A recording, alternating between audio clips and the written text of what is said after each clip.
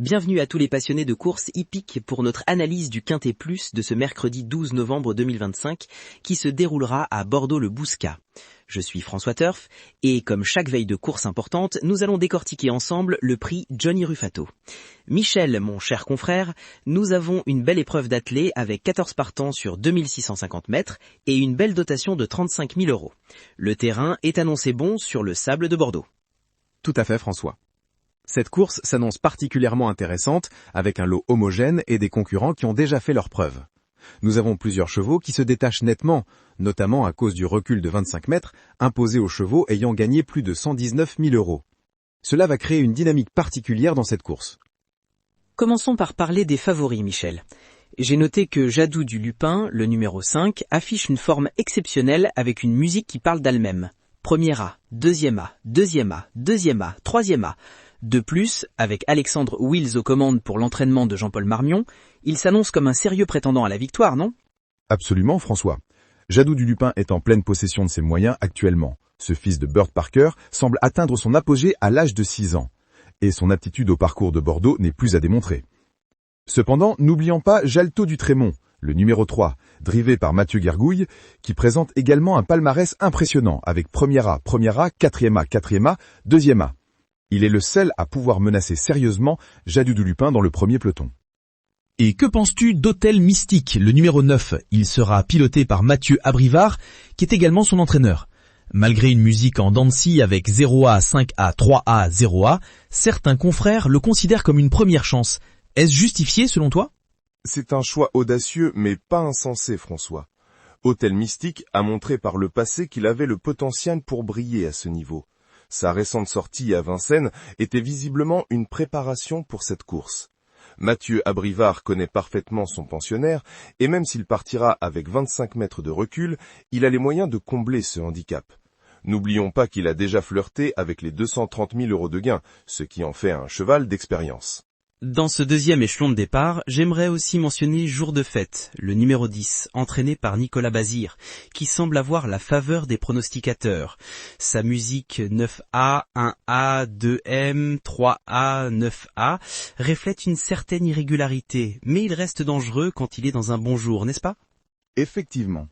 Jour de Fête est un cheval capable du meilleur comme du pire. Sous la houlette de Nicolas Bazir et drivé par R. Congar, il peut créer la surprise. Sa victoire récente montre qu'il est revenu à un bon niveau de forme. L'avis favorable de son entourage est également un indicateur à prendre en compte. Avec ses 238 055 € de gain, il est le deuxième plus riche du lot, derrière Glamorioma. Parlons maintenant des outsiders qui pourraient créer la surprise. Il vient du Lude, le numéro 8, drivé par Anthony Tintillier, présente une belle régularité avec 2A, 7A.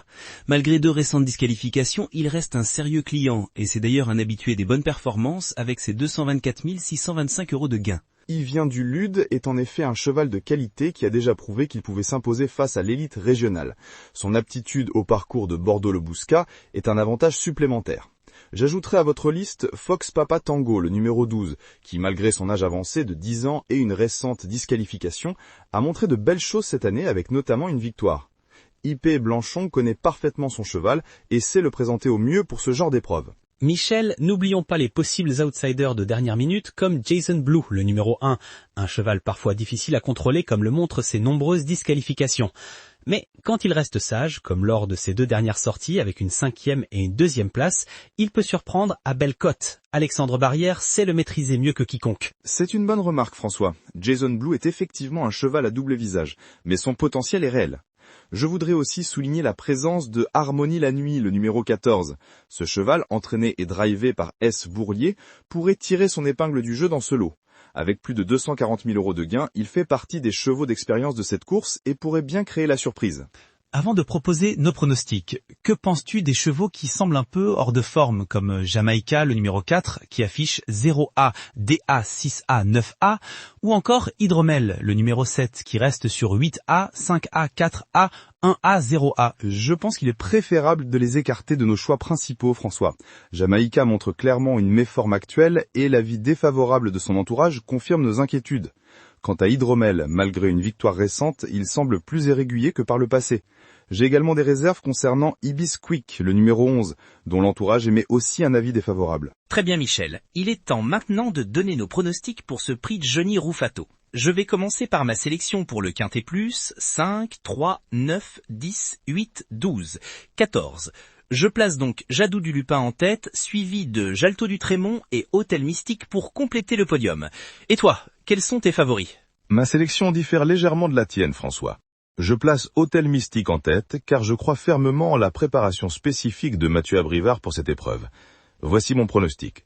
9, 5, 3, 10, 8, 1, 14. J'inclus donc Jason Blue comme possible surprise dans mon combiné. Excellente sélection. Pour les auditeurs qui souhaitent jouer cette course, je conseille plusieurs types de paris. Pour le Quintet Plus, une base solide serait de retenir le trio 5, 9, 3, puis d'associer les chevaux 10, 8, 12, 14, 1. Pour un jeu plus économique, le multi en 4 sur ces 8 numéros est une option intéressante. Qu'en penses-tu Michel? C'est un bon conseil de jeu, François. J'ajouterai qu'un couplet gagnant ou placé sur le trio 5-9-3 offre également de bonnes garanties. Pour ceux qui aiment prendre des risques calculés, un jeu en 2 sur 4 incluant nos 8 premiers choix permettrait de couvrir largement les bonnes chances. N'oublions pas que l'état du terrain et la météo peuvent encore influencer la physionomie de la course. Il faudra donc rester attentif aux dernières informations jusqu'au départ. Un grand merci Michel pour cette analyse détaillée. Nous vous donnons rendez-vous demain, chers auditeurs, pour suivre en direct le dénouement de ce prix Johnny Rufato à partir de 13h55 sur Bordeaux-le-Bouscat. N'oubliez pas notre application pour suivre les courses et recevoir nos derniers pronostics. Merci François et bonne chance à tous les parieurs pour ce Quintet Plus qui s'annonce passionnant. Que les meilleurs chevaux gagnent et que la fortune sourit aux audacieux. À demain pour de nouvelles émotions hippiques.